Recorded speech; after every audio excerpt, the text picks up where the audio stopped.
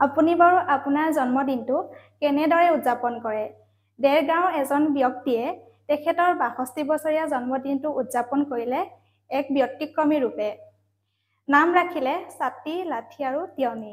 আপুনি বাৰু আপোনাৰ জন্মদিনটো কেনেকৈ উদযাপন কৰে? নিজৰ উপজা দিনটোত নিশ্চয়কৈ বিশেষ কিবা কৰিবলৈ আপোনাৰো মন যায়। হয়, তেনে এক ব্যতিক্ৰমী কাৰ্যৰে নিজৰ উপজা দিনটো উদযাপন কৰিলে দেৰগাঁৱৰ এজন ব্যক্তিয়ে। ব্যক্তিজনৰ নাম অমল ভৰালী। অমল ভৰালীয়ে নিজৰ ৬২ বছৰীয়া উপজা দিনটো উদযাপন কৰিলে নিজৰ উপজা গাঁও দেৰগাঁৱৰ মাছকটাত। গাঁওবাসীৰ সহযোগত আয়োজন কৰা এই বিশেষ দিনটোৰ নাম ৰাখিলে ছাতি, লাঠি আৰু তিয়নি। এই বিশেষ দিনটোত বৃহত্তৰ দেৰগাঁও আৰু ইয়াৰ দাঁতিকাষৰীয়া অঞ্চলৰ মুঠ ২৬খনকৈ গাঁৱৰ ১০০ গৰাকী বয়োজ্যেষ্ঠ ককা আইতাক নিমন্ত্ৰণ কৰি অনা হয় মাছকটা গাঁৱৰ নামঘৰলৈ। এক গাম্ভীৰ্যপূৰ্ণ বিশেষ অনুষ্ঠানত এইসকল ককা আইতাক অমল ভৰালীয়ে একোডালকৈ লাখুটি, এটাকৈ ছাতি আৰু এভাগ বস্ত্ৰ প্ৰদান কৰি সম্বৰ্ধনা জনোৱাৰ লগতে আশীৰ্বাদ বিচাৰে। নিজৰ উপজা দিনটো এনেদৰে ব্যতিক্ৰমী অনুষ্ঠানৰ জৰিয়তে বয়োজ্যেষ্ঠ ককা আইতাসকলক সেৱা কৰি পালন কৰিব পাৰি উৎফুল্লিত হৈ পৰে অমল ভৰালী। সভাই সমিতিয়ে উপস্থিত থাকি দিহা পৰামৰ্শ দিছিলে। আমাৰ সমাজখন গঢ় দিয়াত বহু সহায় কৰিছিলে। ইতিমধ্যে বয়সৰ তাগিদাত এইসকল সমিতিয়ে সমাজত যাবলৈ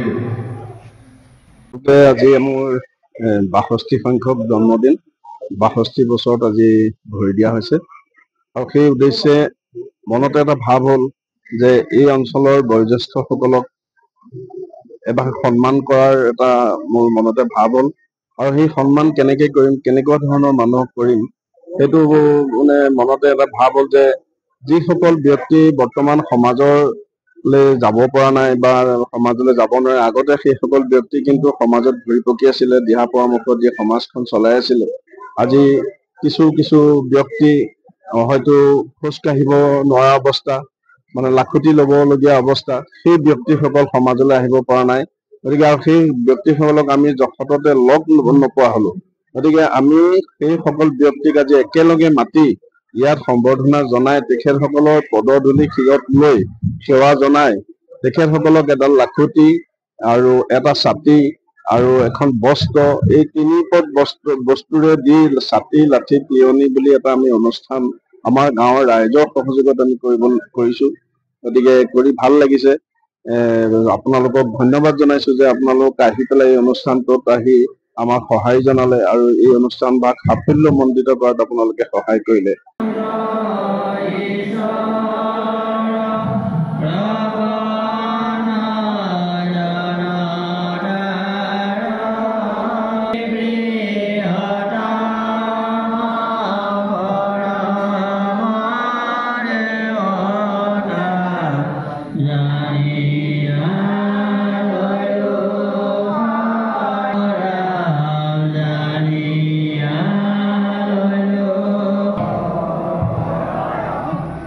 সমান্তৰালভাৱে এনে বিশেষ অনুষ্ঠানত উপস্থিত থাকি কিছু সময় ব্যতিক্ৰমী পৰিৱেশৰ মাজত এক অনন্য অনুভৱ লাভ কৰিবলৈ সক্ষম হ'ল বুলি মত ব্যক্ত কৰে সদৌ অসম ছাত্ৰ সন্থাৰ উপসভাপতি অভিৱৰ্তন গোস্বামীয়ে।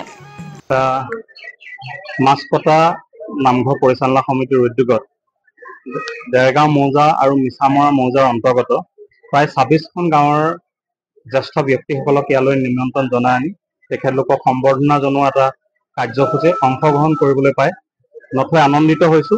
আৰু এনেধৰণৰ কাম কাজে নতুন প্ৰজন্মক আগবাঢ়ি যাবৰ কাৰণে এটা বাটৰ সন্ধান দিয়ে আৰু অসমীয়া আমাৰ যি ঐতিহ্য, যি পৰম্পৰা, জ্যেষ্ঠজনৰ প্ৰতি আমাৰ যি শ্ৰদ্ধা, জ্যেষ্ঠজনৰ প্ৰতি আমাৰ যি সন্মান, সেই সন্মানৰ শ্ৰদ্ধা এই অঞ্চলৰ ৰাইজে নতুন প্ৰজন্মই শিকি যাবৰ কাৰণে এটা সুন্দৰ প্ৰচেষ্টা ল'লে।